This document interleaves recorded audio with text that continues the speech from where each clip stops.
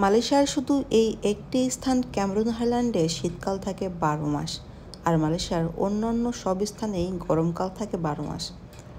তো অনেক বেশি সুন্দর একটা জায়গা, সমতল থেকে প্রায় 6000 ফুট উপরে এত সুন্দর চায়ের বাগান, আর এখানকার আবহাওয়া আপনার মন ছুঁয়ে যাবে, অনেক বেশি সুন্দর।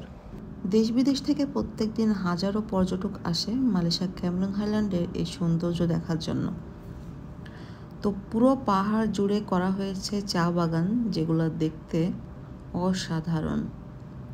তো কার কার এখানে যাওয়া হয়েছে কমেন্ট করে জানাবেন, ছবি শেয়ার করতে পারেন আমার কমেন্টে, আর কারা কারা এখানে যেতে চান সেটাও কিন্তু জানাতে ভুলবেন না।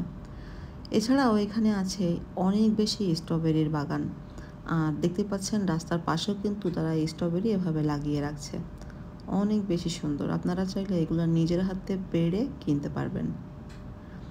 আর দেখতে পাচ্ছেন কতটা সুন্দর আবহাওয়া। আমার পিছনে দেখেন এতটাই কুয়াশা পড়ছে, মনে হচ্ছে আমি বাংলাদেশের কোনো শীতকালের সকালে আছি, এতটাই সুন্দর এখানকার আবহাওয়া।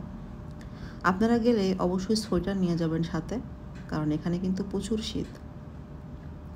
এছাড়াও আপনারা কিনতে পারেন বিভিন্ন রকমের ফুল গাছ, টব সহ। ফুল গাছগুলো এখানে বিক্রি হচ্ছিল 10 রিঙ্গিত করে। টব সহ ফুল গাছ আপনারা কিনে আনতে পারবেন 10 রিঙ্গিত দিয়ে। আমার কাছে এটা অনেক ভালো লেগেছিল। একটা মেয়ের মাথায় চুলের জায়গায় দেওয়া হয়েছে গাছ, এই গাছের দাম ছিল 25 রিঙ্গিত। আপনারা এটাও কিন্তু কিনে আনতে পারবেন।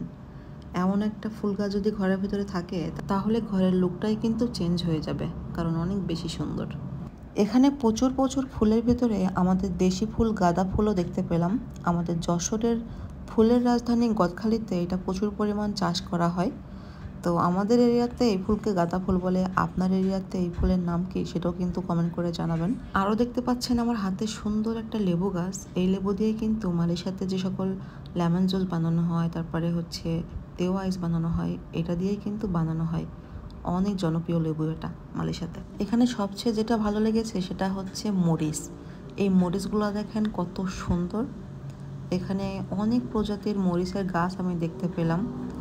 তো তার ভেতরে সবচেয়ে আমার পছন্দের হচ্ছে বোম্বে মরিচ। এখানে দেখেন বোম্বে মরিচের গাছ আছে, এই মরিচগুলা আমি খুঁজে বেড়াই, আর এখানে এসে গাছ সহ পেয়ে গেলাম। তো অনেক বেশি ভালো লাগছিল। তবে যেই গার্ডেনটা দেখছেন এখানে আমাদের বাংলাদেশের একজন ভাই আর কি এই গার্ডেনটার পরিচর্যা করে। তো ভাইটা আমার ভিডিও দেখে, ভাইটার ভিডিও কিন্তু আমি করে নিয়ে আসছি, তবে সেটা রিলস আকারে আমি আপলোড করব।